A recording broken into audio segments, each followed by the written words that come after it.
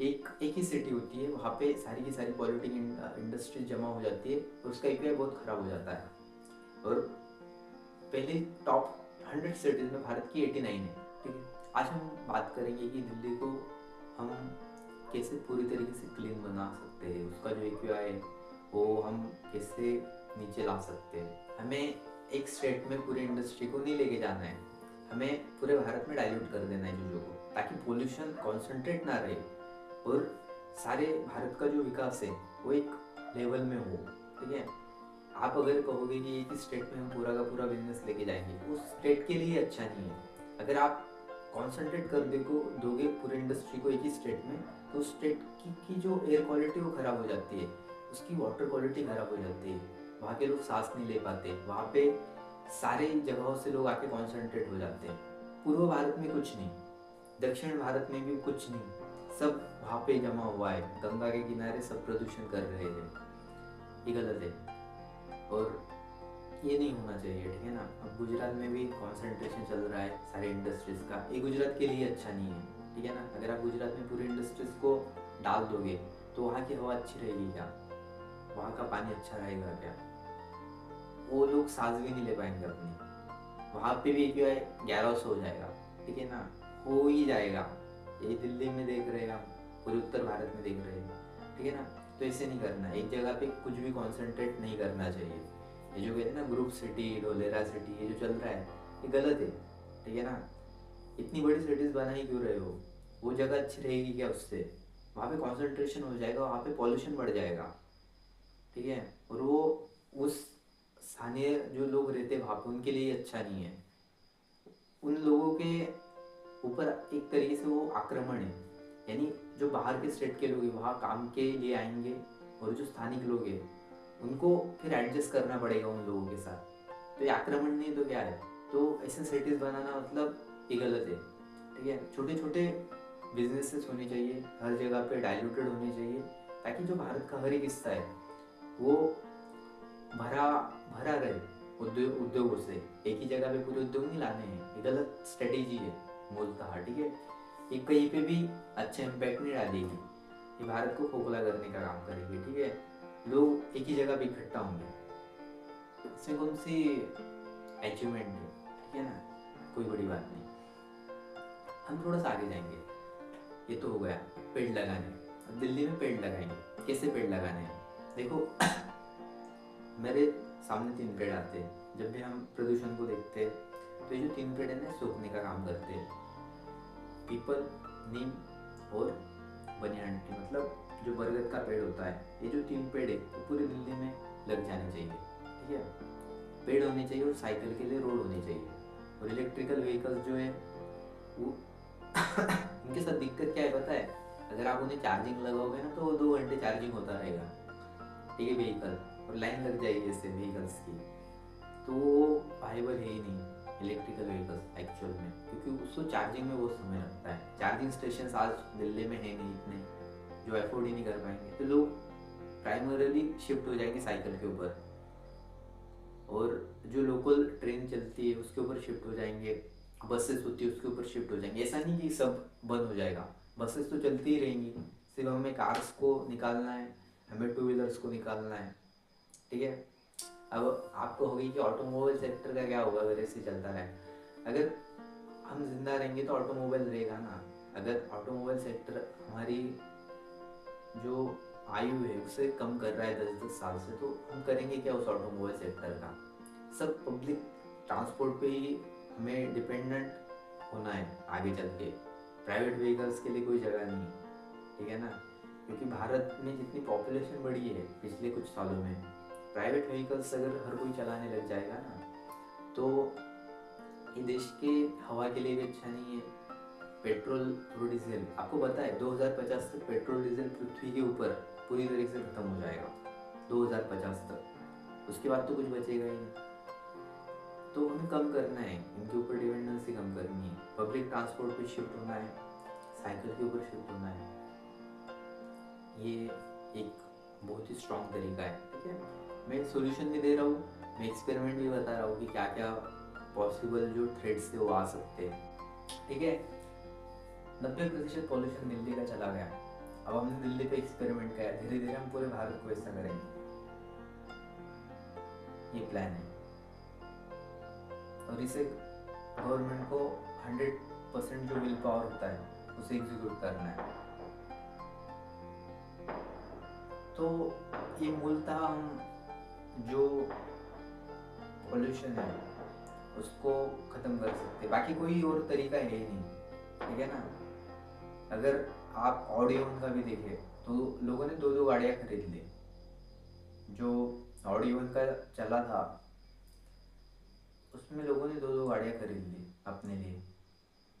लोग ग्लूकोज निकालने में एक्सपर्ट है।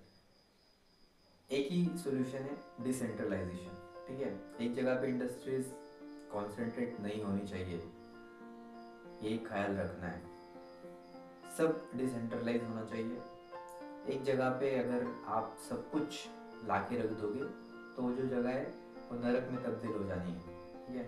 और जो एक जगह पे सब कुछ लाने की कोशिश कर रहा है उसे समझना चाहिए कि इससे 2 नुकसान हो रहे हैं। जो बाकी का हिस्सा है वो बिल्कुल अविकसित रह जाता है, उसका विकास नहीं हो पाता, और जहाँ पे आप सब लाके रख दे रहे हो वो जगह भी बर्बाद हो जाती है, ठीक है ना।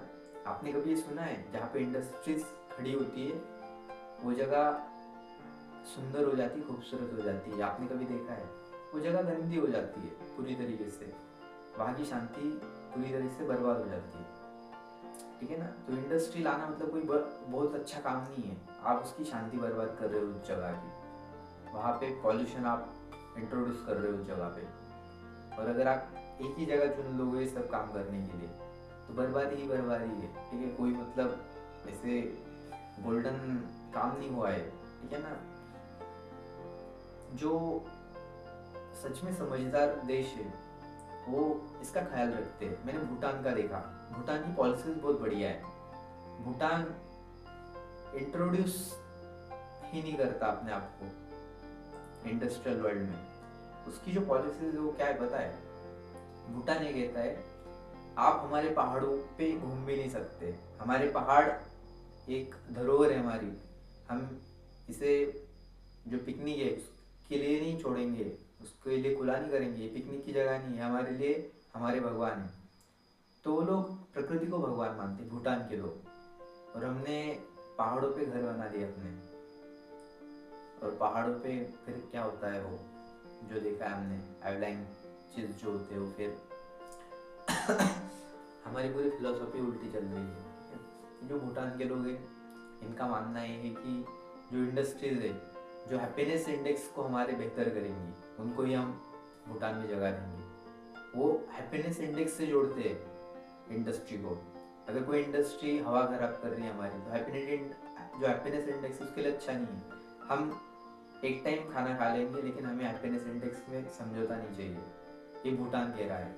एक छोटा सा देश, ठीक है ना, जिसके पास अपनी मिलिट्री भी नहीं है, वो देश ये कह रहा है।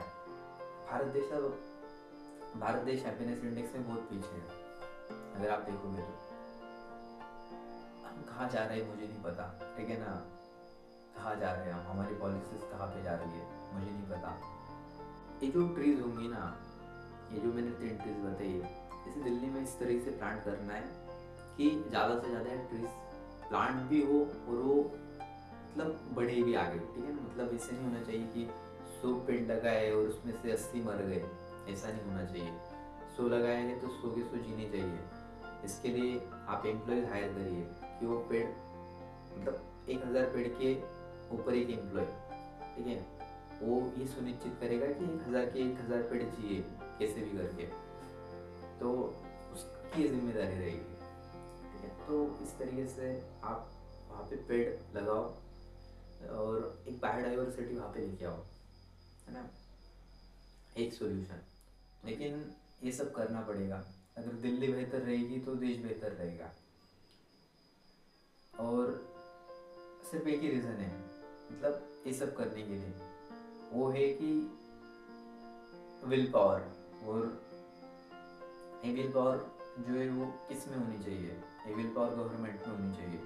इकोनॉमी को लेके जितना सेंसिटिव रहेगा गवर्नमेंट का, जो हम कहते हैं ना जो स्ट्रैटेजीज होती हैं वो जितनी ज़्यादा सेंसिटिव रहेंगी उतना ही ये जो देश है ये ग्रो कर पाएगा। सारी की सारी ग्रोथ इकोनॉमी जो है वो बेस्ड है नैसर्गिक संसाधनों पे, जो नेचुरल रिसोर्सेज है उसके ऊपर ही पूरी इकोनॉमी चलती है, पूरी जीडीपी चलती है। अगर नेचुरल रिसोर्सेज में थोड़ा सा भी हलचल मचती है तो जीडीपी नीचे आ जाता है, ठीक है ना। तो नेचुरल रिसोर्सेज क्या क्या है हमारे, ये हमें पता होना चाहिए। पानी, हवा, उसके बाद जो माइनिंग होती है, जो ज़मीन होती है वो, और समंदर, ये सारे के सारे हमारे नेचुरल रिसोर्सेज है। पहाड़ भी आते हैं उसमें। इन सबको हमें अपने जान से भी ज़्यादा उनको हमें सहेज के रखना है, तभी हम कुछ बेहतर कर पाएंगे। हमारी आने वाली जो जनरेशन है उनके लिए कुछ बेहतर कर पाएंगे। यही एक सोल्यूशन है। बाकी अभी जो चल रहा है उस हिसाब से तो दिल्ली का जो अभी 1100 हुआ है AQI, मैं कहता हूँ अगले साल वो 1500 हो जाएगा, उसके अगले साल 2200 हो जाएगा। लोग मरते रहेंगे। आज 1000 बच्चों के पीछे 43 बच्चे, 43 चिल्ड्रन आर गॉन, मर जाते पैदा होती है, ठीक है ना। वो हवा ही नहीं ले पाते दिल्ली की हवा में, मतलब सांस ही नहीं ले पाते। क्या हो रहा है, ठीक है ना। हमें ध्यान देना चाहिए और बड़े क्रांतिकारी जो कदम है वो उठाने चाहिए। आप प्राइवेट व्हीकल्स का जो मार्केट है उससे सब्सिडाइज कर रहे हो, आप उसे सब्सिडी दे रहे हो ताकि वो और बढ़े। अगर ऑटोमोबाइल सेक्टर बढ़ेगा तो पॉल्यूशन भी बढ़ेगा ना, हवा भी खराब होगी, लोगों की आयु घटेगी।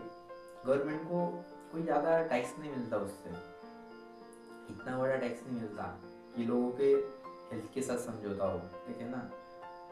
तो थोड़े से टैक्सेस में समझौता करके अगर लोगों की हेल्थ अच्छी हो रही है तो इसमें कोई ज़्यादा कॉम्प्रोमाइज़ है नहीं। और देखो जॉब्स क्रिएट हो सकती भारत में, आप ट्री प्लांटेशन में जॉब्स क्रिएट करो, ठीक है ना। भारत में कितने पेड़ लग सकते हैं जो भी नहीं लगे हुए हैं, ये देखो। फिर ट्री प्लांटेशन के लिए जॉब क्रिएट्स करो, जो ऑटोमोबाइल के जॉब्स हैं उन्हें ट्रांसफ़र कर दो ट्री प्लांटेशन में। क्या नहीं कर सकते, बहुत ही करने के लिए। जो नदी साफ करने की जो प्रक्रिया होती है उसके लिए कितने लोग हायर किए जा सकते हो, देखो जॉब क्रिएट करो। जो प्राइवेट कंपनीज होती है जो गलत काम कर रही है अभी, उनको लगा दो इन कामों में। हमने 3 सोल्यूशन देखे मुख्यतः। एक तो रिप्लेस कर दिया हमने पेट्रोल डीजल की जितनी भी प्राइवेट व्हीकल्स है उनको इलेक्ट्रिकल व्हीकल्स से रिप्लेस कर दिया। गवर्नमेंट की जो सब्सिडीज है हम उसको ऐड कर लेंगे उसमें। जो दूसरा तरीका है, हमने पूरी इंडस्ट्रीज उठा ली जो हवा को पॉल्यूट करती है, हमने उनको शिफ्ट कर दिया ऐसी जगहों पे जहाँ पे ऑलरेडी कोई ज़्यादा लोग रहते नहीं है। अगर वहाँ पे पोल्यूशन होता भी है तो ज़्यादा लोग अफेक्ट नहीं होंगे। जैसे डेजर्ट हो गया, डेजर्ट में जितना भी पॉल्यूशन आप करोगे वो सीधा लोगों के ऊपर इम्पैक्ट नहीं करेगा, ठीक है ना, जो आज कर रहा है। ये दूसरा सोल्यूशन हो गया। तीसरा सोल्यूशन, हम पेड़ों को सिस्टमेटिक तरीके से लगाएंगे। हम एम्प्लॉयज़ हायर कर देंगे। 1000 पेड़ों के पीछे एक एम्प्लॉय, उस एम्प्लॉय को ये देखना है कि 1000 पेड़ जिए। अगर वो नहीं जिए तो वो जो एम्प्लॉय है वो उसकी जिम्मेदारी नहीं। 3 तरीके अगर आजमाते हैं हम तो परसेंटेज वाइज क्या होता है, अगर हम परसेंटेज वाइज भी देखें ना तो 41% तो धुआं ही है जो प्राइवेट व्हीकल्स से छोड़ा जाता है। और जो बाकी का प्रदूषण है मुख्यतः वो होता है इंडस्ट्री से। जो कंस्ट्रक्शन चलता है, कंस्ट्रक्शन से 20% होता है, 20% इंडस्ट्रियल जो धुआं होता है उससे होता है, ठीक है। तो हमने इंडस्ट्रीज को भी बाहर कर दिया तो 60% तो गया। अब कंस्ट्रक्शन से जो प्रदूषण होता है उसकी बात कर लेते हैं। देखो एक बॉक्सेबल करके कंपनी है US में, वो क्या करती है, वो घर बनाती है। घर फैक्ट्री में बनते हैं वहाँ पे, जैसे असेंबली लाइन होती है ना कार पे, कार में मतलब कार जैसे एक असेंबली लाइन पे बनती है, रोबोट्स जैसे करके उस कार को बनाते हैं, वैसे घर बनाया जाता है। और वो घर है ना एक बॉक्स के फॉर्म में होता है, ऐसा बॉक्स होता है ना, और उस बॉक्स को इंस्टॉल करा जाता है। मान लीजिए एक प्लॉट है 1000 स्क्वायर फुट का, और हमने 1000 स्क्वायर फुट के प्लॉट के ऊपर घर हमें सेट करना है, तो एक बॉक्स लेके जाना है हमें वहाँ पे, उस बॉक्स को खोलना है, वहाँ पे घर बन जाएगा। और उससे सिर्फ एक नल का कनेक्शन और जो टॉयलेट का जो सिस्टम होता है उसे जोड़ना होता है, घर सेटअप हो जाता है और इलेक्ट्रिसिटी ज्वाइन करनी होती है। बस 2 घंटे में घर सेट। तो ऐसी बॉक्सेबल की तरह कंपनीज इंडिया में क्यों नहीं है जो घर बनाए असेंबली लाइन पे और लोगों में डिस्ट्रीब्यूट करे। आपको पता है बॉक्सेबल जो कंपनी है वो $10,000 में घर दे रही है, मतलब 8 लाख में। मतलब इंडिया के 8 लाख में आप यूएस में घर ले सकते हो, बहुत अच्छा घर होता है 8 लाख में, ठीक है। अगर इंडिया में ये बॉक्सेबल जैसी 10-12 कंपनीज आती है, कॉम्पिटिटिवली वो अगर बिजनेस करती है अपना, बॉक्स के फॉर्म में घर बनाएंगे असेंबली लाइन पे और उसे डिस्ट्रीब्यूट करेंगे पूरे भारत में, तो कंस्ट्रक्शन से जो पॉल्यूशन हो रहा है वो भी खत्म। मतलब आपने बिल्कुल 90% पॉल्यूशन कट डाउन कर लिया। ठीक है, ये मैं साफ तौर पे जो देख रहा हूँ वही मैं बताऊंगा। यहाँ पे कहीं सुनी बातें नहीं है, जो मुझे लग रहा है वो भी मैं आपसे शेयर करूंगा। कमेंट सेक्शन में जाके आप अपने हिसाब से आपको क्या लगता है वो आपको बताना है। पहली बात, जो भी पेट्रोल डीजल पे चलने वाली व्हीकल्स है उन्हें रिप्लेस कर दिया जाए इलेक्ट्रिकल व्हीकल्स के साथ। ये थोड़ा सा अजीब सा है लेकिन ये कर सकते हैं हम, ठीक है ना। अब इसके साथ दिक्कतें कौन कौन सी आएंगी। पहली दिक्कत, इतने सारे व्हीकल्स का क्या करा जाए, इतनी मतलब गाड़ियाँ है जो पेट्रोल पे चलती है उनका करा क्या जाए। एक उसका सॉल्यूशन है कि वो भारत के दूसरे हिस्सों में डिस्ट्रीब्यूट करी जा सकती है। अगर गवर्नमेंट सब्सिडी दे इलेक्ट्रिकल व्हीकल्स के ऊपर, ठीक है, या फिर रिप्लेस ही कर दे। मान लो किसी के पास 4 लाख की कार है या फिर 10 लाख की कार है, तो गवर्नमेंट उस 10 लाख की कार को रिप्लेस कर दे और 10 लाख की कार से, लेकिन वो इलेक्ट्रिक होनी चाहिए। अगर एक गवर्नमेंट कर देती है, पूरी दिल्ली में इलेक्ट्रिकल कार्स को रिप्लेस कर दिया जाए पेट्रोल और डीजल की जो व्हीकल्स हैं उनसे, तो जो 41% का जो पोल्यूशन हो रहा है जो पेट्रोल डीजल के व्हीकल्स से हो रहा है वो तो पूरी तरीके से रुक जाएगा। यानी हम 41% जो पोल्यूशन है वो एक झटके में कम कर सकते हैं, ठीक है। जो भी ट्रांसपोर्ट है, जो ट्रक्स जो यूज करी जाती है, तो देखो मैं तो पहले से ही खिलाफ रहा हूँ कि जो ट्रक्स है उनको रिप्लेस करा जाए। जो रेल होती है, जो माल वाहतुक रेल जिसे हम कहते हैं मालगाड़ी, उसको ज़्यादा से ज़्यादा यूज़ करा जाए, उसे भारत के हर हिस्से तक पहुँचाया जाए। क्योंकि ट्रक जो है ना वो वाइबल नहीं है, ठीक है। एक तो डीजल जलाती है, ऊपर से एग्जॉस्ट उसका बहुत बड़ा होता है, चलते तो उसके जो हॉर्न्स होते हैं वो आपने सुने होंगे, ठीक है, वो बहुत पॉल्यूट करते हैं। ध्वनि प्रदूषण ट्रक से बहुत ज़्यादा होता है और इतने सारे डिसएडवांटेजेस है ट्रक्स की, तो ट्रक्स भी बैन कर दी जाए दिल्ली में, ठीक है ना। अब ये जो बैन करना है, ये इसे हम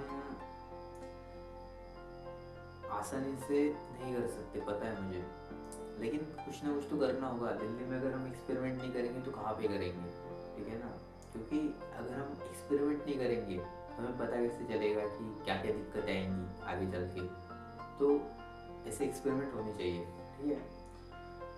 जो दूसरी बात है वो ये है कि इतने सारे पेट्रोल डीजल के जो व्हीकल्स हैं उनको हम दक्षिण भारत में डिस्ट्रीब्यूट कर सकते हैं, ठीक है। कम पैसों में हम उनको जो उधर हिस्से है देश के वहाँ पे बेच सकते हैं, ठीक है। तो कर क्या रहे हैं हम, जितने भी व्हीकल्स हैं उनको जो दिल्ली में कॉन्सेंट्रेट हुए हैं हम उन्हें डिस्ट्रीब्यूट कर रहे हैं पूरे देश में, ठीक है। और दिल्ली को हम पूरी तरीके से इलेक्ट्रिकल व्हीकल्स पे डाल रहे हैं। धीरे धीरे हमें उनको भी बाहर करना है, जो हमने पूरे देश में डिस्ट्रीब्यूट करे हैं हमें पूरे देश में इलेक्ट्रिकल व्हीकल्स से चलाने हैं, ठीक है। हमें पूरे देश की हवा को साफ सुथरा करना है, लेकिन एक्सपेरिमेंट जो शुरू होगा वो दिल्ली से होगा।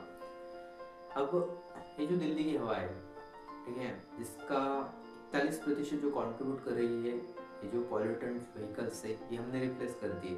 अब क्या करना है, हमें साइकिल डिस्ट्रीब्यूट कर देनी है, ठीक है। और 10 से 15 किलोमीटर अगर आपको डिस्टेंस तय करना है तो साइकिल से करो, ठीक है। गियर वाली साइकिल्स दे दो, दिल्ली में हर एक सिटीजन को एक साइकिल फ्री में, ठीक है, कोई बड़ी बात नहीं है। ऐसे भी 1500-2000 तो दे ही रहे हैं योजना के नाम पे। तो साइकिल कितने की आती है? 4000-6000 ज़्यादा से ज़्यादा। तो बल्क में अगर गवर्नमेंट ने ली तो 2-3 हज़ार से ऊपर जाती नहीं साइकिल। और वो अगर डिस्ट्रीब्यूट कर दी दिल्ली में तो दिल्ली का बहुत बड़ा जो तबका है वो साइकिल पे ट्रांसफर हो जाएगा, ठीक है। अभी जो यूरोपियन कंट्रीज है वो चलती है, मतलब वहाँ की पब्लिक चलती है, साइकिल्स के लिए एक अलग रोड उनके बने हुए हैं। दिल्ली में भी साइकिल के लिए अलग एक जो हम कहते हैं ना महत्वपूर्ण माना जाना चाहिए, प्रेस्टीज जो होती है, हम कहते हैं ना जो साइकिल पे चलेगा उसे एक अलग प्रेस्टीज मिलनी चाहिए, ठीक है ना। क्योंकि ये व्यक्ति एक तो फ्यूल बचा रहा है, कंट्रीब्यूट कर रहा है और हेल्थ को लेके भी कॉन्शियस है। साइकिलिंग एक एक्सरसाइज ही तो है, तो इस तरीके से देखना चाहिए। आज हमने जोड़ दिया है गरीबी से साइकिल को। अरे मतलब साइकिल जो है ना वो उसको देखने का नजरिया ही बदलना चाहिए हमारा, ठीक है ना। जो बड़े बड़े देश में मतलब जो डेवलप्ड कंट्रीज है वहाँ पे साइकिल कौन चलाता है? जो बहुत ही ये ना हाई क्लास के जो लोग होते हैं, एलाइट क्लास जिसे हम बोलते हैं, वहाँ के लोग साइकिल चलाते हैं, ठीक है ना। तो हमारे यहाँ पे तो मतलब एक इंफीरियर माना जाता है जो साइकिल चलाता है। जो साइकिल चला रहा है वो भी अपने आप को इससे फील करता है कि यार मुझे वो चाहिए, ये चाहिए। मतलब वो व्हीकल्स जो है हमारे यहाँ पे उनको नीचे माना जाता है, ये नहीं होना चाहिए, ठीक है ना। बांट दो हर एक घर में फ्री में साइकिल, ठीक है, ठीक है। थोड़ा सा आगे चलते हैं। अब रिलोकेशन करना है, ठीक है। बहुत बड़ी इकोनॉमी है जो कॉन्सेंट्रेट हुई है दिल्ली में, इसको हमें रिलोकेट करना है, ठीक है। अब इसे कैसे किया जा सकता है, ठीक है। रिलोकेशन पूरी जो भी एयर पॉल्यूटिंग इंडस्ट्रीज है दिल्ली में जो अभी मौजूद है उनको हमें डाइल्यूट कर देना है। अभी कॉन्सनट्रेटेड है वहाँ पे, ठीक है। अगर आप दिल्ली में रहे हो तो आपको पता होगा वहाँ की जो फैक्ट्रीज है वो धुआं छोड़ती है, चिमनीज बनी होती है, वो काला धुआं ऊपर छोड़ती है। ऐसी भरमार है इसी फैक्ट्रीज की दिल्ली के आजू बाजू। गुड़गांव हो गया, हरियाणा हो गया, पंजाब, जालंधर, लुधियाना, ये जो पूरा उत्तर भारत है, कानपुर से लेके आगे जितनी भी सिटीज लगती है बड़ी बड़ी, उनमें ऐसी फैक्ट्रीज की भरमार है जो काला धुआं ऊपर छोड़ती है, ठीक है। ये कॉन्सेंट्रेटेड हो चुकी है उत्तर भारत में। स्पेसिफिक जो इलाके होते हैं उनमें क्या करा जा सकता है? इन्हें डाइल्यूट करना पड़ेगा, इन्हें ऐसी जगह पे शिफ्ट करना पड़ेगा जहाँ पे कोई रहता ही नहीं है। यानी अगर उस एरिया की हवा खराब भी हो जाती है तो इम्पैक्ट ज़्यादा नहीं पड़ेगा। जो अब हो रहा है तो क्या हो रहा है, जो ज़्यादातर डेंस पॉपुलेटेड जगह है वहाँ पर ही ये जो फैक्ट्रीज लगी हुई है, यानी अगर उनका पोल्यूशन होता भी है तो मैक्सिमम जो डेंसली पॉपुलेटेड जगहें हैं उन पे असर डालता है सीधा सीधा, ठीक है। अगर हम मान लो, ठीक है ना, एक एग्जांपल देते हैं, अगर हम उन्हें शिफ्ट कर देते हैं राजस्थान का जो डेजर्ट है उसमें, तो वहाँ पे अगर पोल्यूशन होता भी है, ठीक है, तो वो लोगों को सीधा अफेक्ट नहीं करेगा, ठीक है। अगर राजस्थान में अगर हम किसी डेजर्ट में जाके इन सारी की सारी इंडस्ट्रीज जो एयर पॉल्यूशन कर रही है उनको शिफ्ट कर देते हैं और वो जो लोग हैं जो उनके ऊपर डिपेंड है उनको भी शिफ्ट कर देते हैं, तो इसके दो फायदे दिल्ली को होंगे।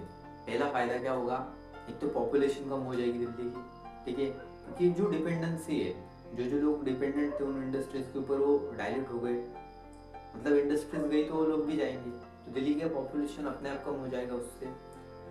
और जो एयर पॉल्यूशन हो रहा था, जो हवा गंदी हो रही थी उन इंडस्ट्रीज की वजह से, जो एयर पॉल्यूटिंग थी वो भी वहाँ से गायब हो गई, यानी प्रदूषण भी गया और वो जो लोक संख्या थी उसका प्रेशर भी गया। तो दिल्ली को इसके दो फायदे होंगे।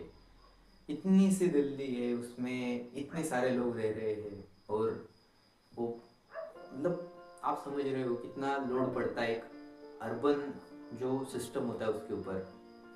सरकारें क्या करेंगी अगर वहाँ पे जन समूह रहता है और कैसे लोग रहते हैं, मतलब हम देख मतलब सोच भी नहीं सकते। ठीक है ना, मतलब इतनी सी रूम होती है, उसमें 10-10 लोग रहते हैं, उनको भी 10-10 20-20 हज़ार रुपये देने पड़ते हैं हर महीने।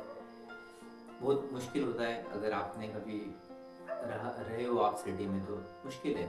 ठीक है ना, तो पॉपुलेशन भी कम हो जाएगी और ये जो इंडस्ट्रीज वो भी हट जाएंगे। रिलोकेशन, अब आप ये कहोगे कि रिलोकेशन कैसे करा जाए, ये तो बहुत बड़ी बात है। एक फैक्ट्री को उठाना है, उठा के इस जगह पे रखना है जहाँ पूरा डेजर्ट ही है, तो ये तो नेक्स्ट टू इम्पॉसिबल है। अब मैं इसे कंपेयर करूँगा जापान के साथ। जापान कितनी बड़ी दिक्कतों से मुसीबतों से उभरा है।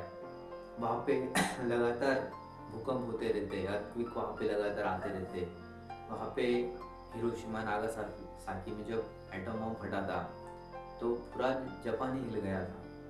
वहाँ से उन लोगों ने फिर से प्रोग्रेस करी है। अगर कोई देश पूरा राख में से उठ सकता है, ठीक है ना, जब फिनिक्स पक्षी होता है, अगर कोई देश ऐसे कर सकता है तो हम इतना सा नहीं कर सकते कि हमें इंडस्ट्रीज को डाइल्यूट कर देना है, हमें एक जगह पे कॉन्सेंट्रेट नहीं करना है। अब क्या हुआ है, उत्तर भारत में सब कॉन्सेंट्रेट हुआ है, महाराष्ट्र में हुआ, महाराष्ट्र में विदर्भ और मराठवाड़ा में इतना है, इंडस्ट्रियलाइजेशन इतना है, ठीक है, जीरो, कोई फैक्ट्री नहीं। पूरा मध्य प्रदेश आप देखोगे ना, मध्य प्रदेश में कोई इंडस्ट्री नहीं है। ठीक है ना, आप डाइल्यूट कर दो, मध्य प्रदेश में लेके आ जाओ इंडस्ट्रीज को, आप महाराष्ट्र में लेके आ जाओ इंडस्ट्रीज को। नहीं है, मध्य प्रदेश महाराष्ट्र में इंडस्ट्रीज नहीं है, तेलंगाना में भी नहीं है। तेलंगाना पूरी तरीके से सर्विस जो सेक्टर होता है उस पर बेस्ड है, उनका उनका पर कैपिटा इनकम सबसे हाई भारत में। तेलंगाना सबसे अच्छा है पर कैपिटा इनकम में, लेकिन वहाँ पे भी कोई इंडस्ट्री नहीं है। आप डाइल्यूट तो करो इन स्टेट्स में, इसका जो बेनिफिट होगा वो बहुत ज़्यादा लॉन्ग लास्टिंग होगा, क्योंकि एक तो पॉल्यूशन जो है वो इतना सिग्निफिकेंट नहीं रहेगा एक एरिया में। आज भारत बदनाम हो चुका है पॉल्यूशन के नाम पे। एक ही सिटी होती है, वहाँ पे सारी की सारी पॉल्यूटिंग इंडस्ट्री जमा हो जाती है और उसका एपीआई बहुत ख़राब हो जाता है। और पहले टॉप 100 सिटीज़ में भारत की 89 है। आप देख रहे हो 89 सिटीज़ है। दुनिया की सबसे पॉल्यूटेड 100 सिटीज़ में इंडिया के 89 है। ठीक है, ये हमारी अचीवमेंट है। ठीक है, ये हमने अचीव करा है, इसे डाइल्यूट कर देना है हमें। ठीक है ना, अब बाकी के देशों में इंडस्ट्रीज नहीं है क्या, है ना, लेकिन उन्होंने डाइल्यूटेड करके रखा है। हम क्या करते हैं, हमारी जो टेंडेंसी है वैसी है कि अगर किसी ने खिलौने की दुकान लगाई तो बाजू वाला भी खिलौने की लगाएगा, और जो सारे के सारे वो वही लगाएंगे। ये इंडिया का माइंड सेट है। ठीक है ना, मतलब हम वही करेंगे जो पड़ोसी कर रहा है हमारा, ये हमारा माइंड सेट है। और इसकी वजह से हमने डाइल्यूशन कभी एक्सरसाइज ही नहीं करा है, प्रैक्टिस नहीं करा है। ये हमें करना है। हमें एक स्टेट में पूरी इंडस्ट्री को नहीं लेके जाना है, हमें पूरे भारत में डाइल्यूट कर देना है चीज़ों को, ताकि पोल्यूशन कॉन्सेंट्रेट ना रहे और सारे भारत का जो विकास है वो एक लेवल में हो। ठीक है, आप अगर कहोगे कि एक ही स्टेट में हम पूरा का पूरा बिजनेस लेके जाएंगे, उस स्टेट के लिए अच्छा नहीं है। अगर आप कॉन्सेंट्रेट कर दोगे पूरी इंडस्ट्री को एक ही स्टेट में, तो उस स्टेट की जो एयर क्वालिटी वो ख़राब हो जाती है, उसकी वाटर क्वालिटी ख़राब हो जाती है, वहाँ के लोग सांस नहीं ले पाते, वहाँ पे सारे जगहों से लोग आके कॉन्सेंट्रेट हो जाते हैं और ऐसे जीते फिर, मतलब उनसे अच्छा तो एनिमल्स का जीवन है। मुंबई में लोग कैसे रह रहे हैं ये आप सोच भी नहीं सकते, इतनी सी जगह होती है उसमें वो जैसे तैसे गुजारा करते हैं। तो सिंपल सी बात है, एक्सपेरिमेंट करेंगे पहले एक्सपेरिमेंट क्या होगा, पहले हम 100 इंडस्ट्रीज को शिफ्ट करेंगे एक्सपेरिमेंट के लिए। हम जो जितने भी डिपेंडेंट लोग हैं उस इंडस्ट्री के ऊपर, उनको वहाँ से ट्रांसफ़र करेंगे, उनके रहने की, खाने की, उनके घर, इनकी सारी व्यवस्था गवर्नमेंट करेगी। ठीक है ना, और वो जो इंडस्ट्रीज उनको सेटअप करने में जो भी ट्रांसपोर्टेशन कॉस्ट आएगी वो गवर्नमेंट करेगी, जो करना वो गवर्नमेंट के हाथ में वो करेगी। ठीक है, लेकिन उनको शिफ्ट करना है, उनको वहाँ पे नहीं रखना है। पूरा उत्तर भारत जो है, जहाँ पे पूरी इंडस्ट्रीज कॉन्सेंट्रेट हो गई है, उन्हें दक्षिण भारत, पूर्व भारत में तो बिल्कुल इंडस्ट्रीज नहीं है। ये ऐसा नहीं कि पूर्व भारत में पानी नहीं है, वहाँ पे हवा नहीं है, ज़मीन नहीं है, ऐसा तो कुछ नहीं है, वहाँ पे सब कुछ है। फिर भी करने के लिए बहुत कुछ है। That's it. अगर आपके कोई सुझाव है तो आप कमेंट सेक्शन में लिखिए। आज के लिए बस इतना ही।